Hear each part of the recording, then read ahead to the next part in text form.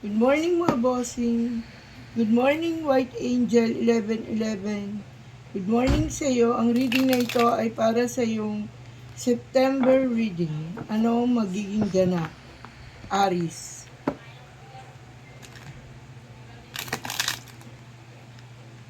Kung di ka pa nakapag-subscribe sa aking channel, please subscribe.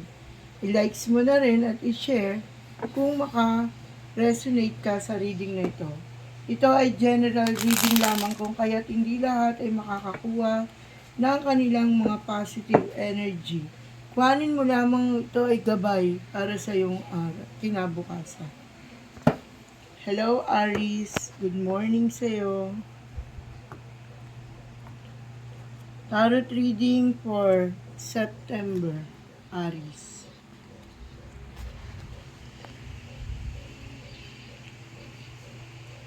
Maraming pinag-aalala ang Aries.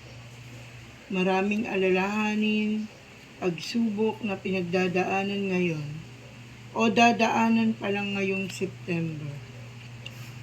Sinasabi ng iyong barahan na matatapos na anuman itong yung pinagdadaanan. Sinasabi na kasabay ng bagyo na dumaan ang iyong mga problema at suliranin at mabibigat na pagsubok sa iyo na kinaharap mo ngayon.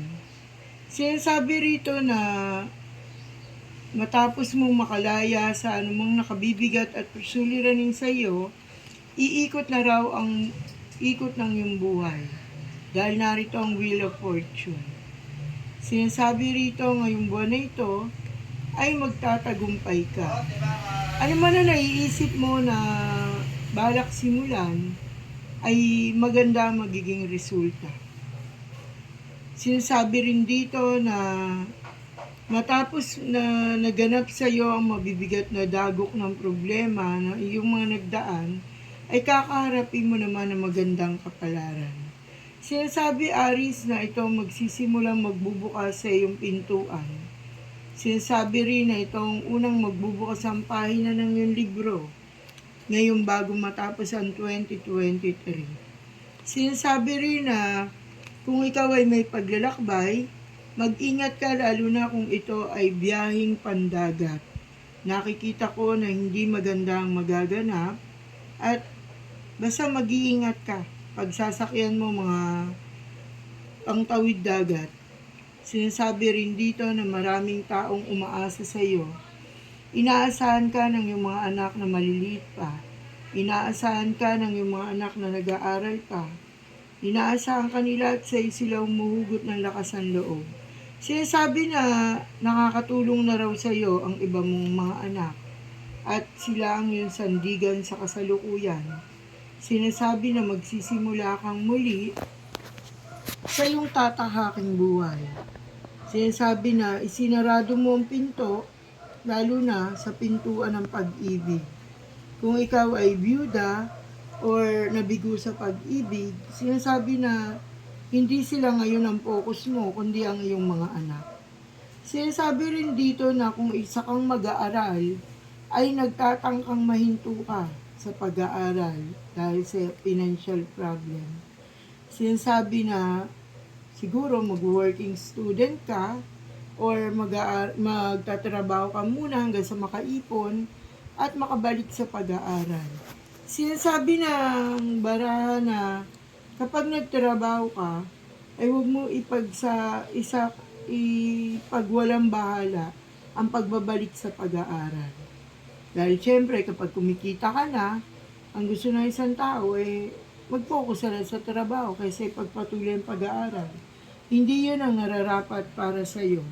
Sinasabi rito na pagpatuloy mo ang iyong pinangarap, ang iyong nasimulan.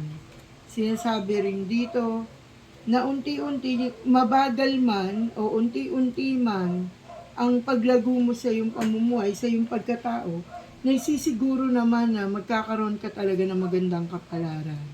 Sinasabi rin dito na kalimutan mo na ang anumang mga nakaraan at harapin ang kasalukuyan. Sinasabi Aries na ikaw daw ay matalinong tao, masinop na tao. Sinasabi naman, punong-puno ka ng idea, kung kaya't pag-aralan mo ang bawat araw, ang bawat minuto na iyong ninanais. Sabi nga, 'pag may pangarap ka, i-push mo ito. Marami pa ring taong nagba-block ng daanan para ikaw ay magtagumpay, ngunit hindi sila magwawagi. Sinasabi rin dito na maraming tao na magpahanggang ngayon ay naiinggit sa'yo. Hindi malaman anong dahilan sapagkat hindi nila nalalaman ang totoong ikaw. Kung kaya't sila ay maraming haka-haka sa iyong pagkatao. Sinasabi rin dito, Aris, na nakikita ko na swerte ka sa paglalakbay na yung gagawin ko, ikaw ay makakapag-abroad. Kung ikaw ay mag-a-abroad, ikaw ba ito o ang iyong partner? Muling suswertin at magniningning ang iyong pamumuhay. Sa mga may anak dito na nagkaroon ng biglaang pag-aasawa, ay punuin nyo ng pangaral ang kanyang puso. Punuin nyo ng pangaral ang kanyang mga isipan, sapagkat ito ay wala pa sa wisyo, wala pa sa ayos sa pag-iisip ang batang ito. Sinasabi rito na anuman at anuman ang iyong planuhin, sinasabi ng universe na magtatagumpay ka. Tapos na ang mga kalungkutan, tapos na ang mga problemang iyong kinaharap nitong mga nagdaan.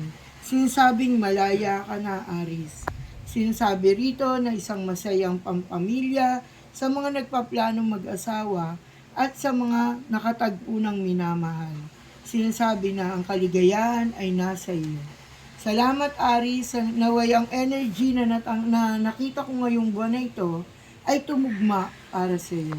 Bye-bye!